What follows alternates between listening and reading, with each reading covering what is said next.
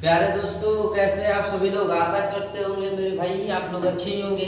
चलिए आज हम लोग क्लास 10th का संस्कृत का ट्यूशन भाग 2 का तीसरा चैप्टर पढ़ेंगे, जिसको संस्कृत में तृतीय पाठ बोलते हैं। तो तीसरा पाठ का आपका क्या नाम है? आलस्य कथा। आलस्य कथा क्या नाम है? आलस्य कथा। ठीक है, तो आलस्य कथा के बारे में आज हम लोग पढ़ेंगे। तो भाई साहब, आलस्य कथा को कहाँ से लिया गया है पहले ही पूछेगा। आलस्य कथा को पुरुष परीक्षा नामक संग्रह से लिया गया है। ठीक है, आलस्य कथा के राइटर कौन है? विद्यापति जी है। कौन है? आलस्य कथा के राइटर विद्यापति जी है। विद्यापति जी कौन है भाई?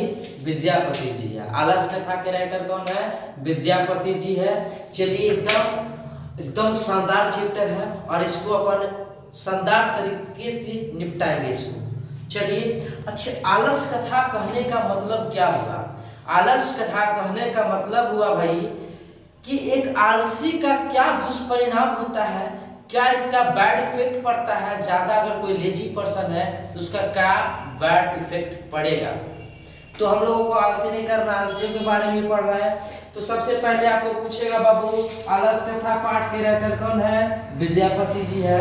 कौन है? विद्यापति जी है। विद्यापति जी क्या है? आलस्य कथा को लिखने वाले हैं। अच्छा, विद्यापति जी कैसे कवि है मेरे रसगुल्लो? क्या है? विद्यापति जी जो है वो मैथिली कवि है। अच्छा, मैथिली भाषा समझते हैं? जैसे मैथिली के लोग बोलेगा कथी करे छी, मैथिली भाषा ये हो गया। कहाँ जाए छी, कथी खाए छी, क्या हो गया? मैथिली भाषा ये हो गया। तो विद्यापति जी कैसे कवि है मेरे भाई? कैसे कवि है बाबू? मैथिली कवि है जी। चलिए, इसके बाद पूछेगा आलस्य कथा को कहाँ से लिया गया है? पुरुष परीक्षा नामक ग्रंथ से लिया गया है। आलस्य कथा को कहाँ से लिया गया है? पुरुष परीक्षा नामक संग्रह से या ग्रंथ से लिया गया। ग्रंथ बोलिए, ज्यादा बेटर रहेगा। अच्छा, आलस्य जो ज्यादा आलस्य कीजिएगा तो नीतिकार आलस्य, नीतिकार जो होता है वो आलस्य को शत्रु मानते हैं। नीतिकार जो होते हैं वो आलस्य को क्या मानते हैं? शत्रु मानते हैं। ठीक है, अच्छा, अब देखो यहां से कहानी स्टार्ट हो गया। मिथिला में एक मंत्री रहते थे। मिथिला में एक मंत्री थी जिसका नाम वीरेश्वर था। क्या था? वीरेश्वर जी थे। चलिए, वीरेश्वर जी क्या करते थे? वीरेश्वर जी का जो स्वभाव था, पूछता है क्वेश्चन हर बार कि वीरेश्वर का स्वभाव कैसा था। तो वीरेश्वर का स्वभाव दयावान और दानशील था। दयावान और दानशील था। क्लियर? देखो, जो वीरेश्वर जी थे, वीरेश्वर जी जो थे वो क्या कर रहे थे? अनाथालय खोले थे। जिस अनाथ मतलब क्या होता है मेरे रसगुल्ला? जिसके मम्मी पापा नहीं है। आशा करते हो भगवान किसी को खुदा करे मेरे आगे स्टडी परिवार के कोई सदस्य को वैसा ना हो कि अनाथ हो जाए। भाई, अपने दिल से चाहते हैं जिस तरह हम आपसे लगा हुआ है, आप लोग मेरे एक प्रकार का परिवार बन चुके हैं। चलिए, अब हम लोग, अब पूछेगा मेरा भाई मिथिला के मंत्री कौन? वीरेश्वर। वीरेश्वर कौन? मिथिला के मंत्री। ठीक है, अच्छा, वीरेश्वर का स्वभाव कैसा था? दयावान और दानशील था। अच्छा, अब इसमें देखो बात होता है आलसियों के बारे में। देखो, वीरेश्वर क्या किए थे? अनाथ लोगों को जब क्या वस्त्र दिए, भोजन दिए, अनाथालय खोले तो वस्त्र भोजन ये सब देने लगे।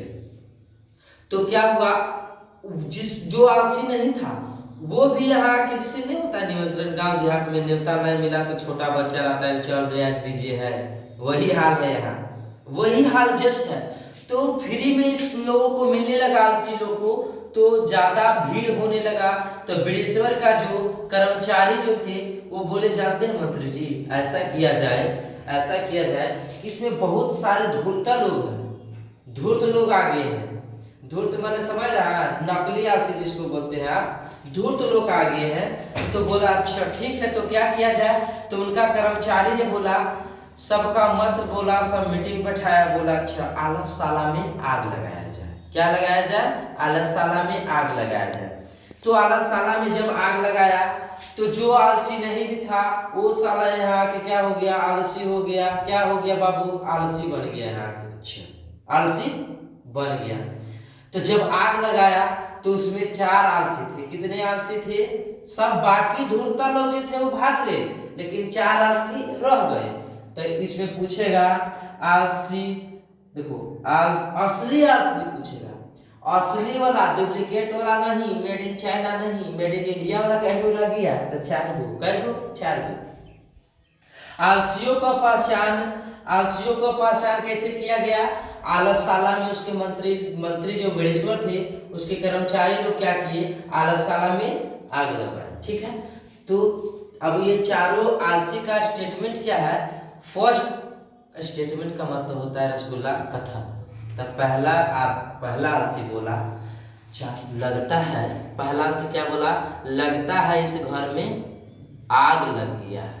क्या बोला पहला, लगता है इस घर में आग लग गया है।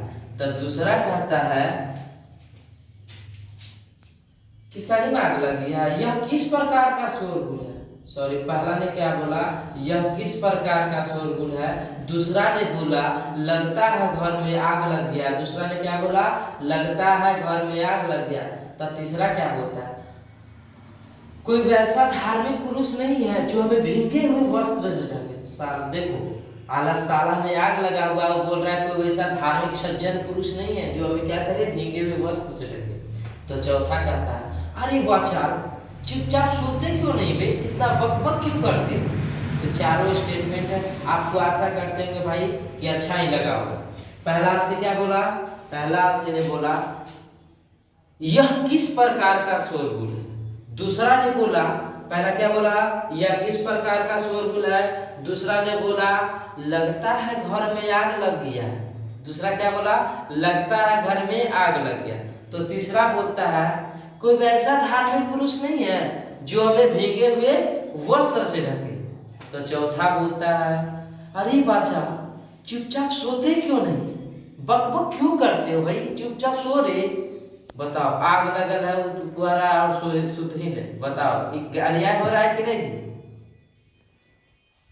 फैसला जो कुछ भी हो मंजूर होना चाहिए, फैसला जो कुछ भी हो मंजूर होना चाहिए। जंग हो या इश्क भरपूर होना चाहिए, जंग हो या इश्क भरपूर होना चाहिए।